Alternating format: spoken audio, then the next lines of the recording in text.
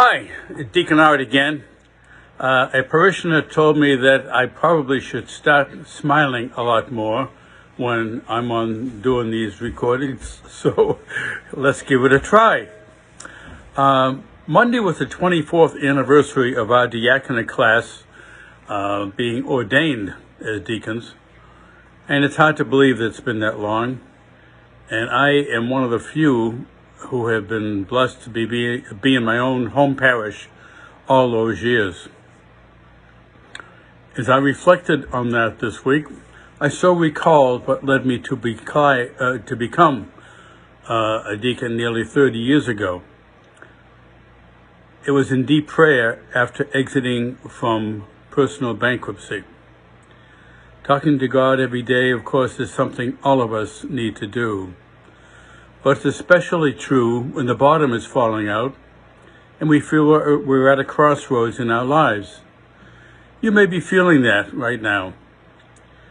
What you parents and teachers and grandparents have had to deal with over the last 6 months with school-age children and the coronavirus is something none of us has ever gone through or could have anticipated. Having your kids home since March 13th, 6 months alone this week must have been a monumental issue for you parents. Then you had online schooling from March to June, and that was a challenge as well. And now you have them home this fall, 3 weekdays as well as the weekend, when they ordinarily would have been in school, with more online teaching. And it really sunk in to me last week when we 21 Duxbury school bus drivers showed up to begin our training and our orientation and getting our new routes, only to find out that 7 of us now didn't have work because the 21 buses had been cut down to 14. My fun-filled bus 20 was gone. Routes were severely challenged, the ones of us who were allowed to remain, because I've been here 7 years, so I've got a little seniority, at least I did. But then when I drove around my ever-long 2 elementary school routes, Alden and Chandler, I said to myself, well, this is crazy. And I went back and quit.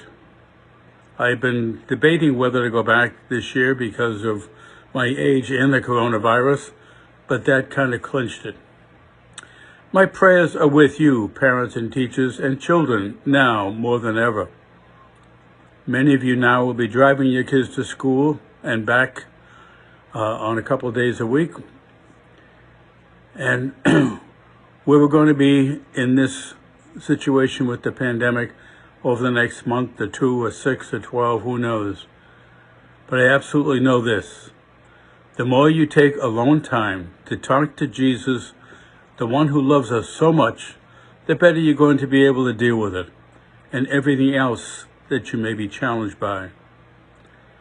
As an FYI, because I love kids, he has now nudged me in the last week to pursue driving special needs children to schools in this area. So I'm looking forward to it if it happens. He is always there for us. We need to never forget that. God bless.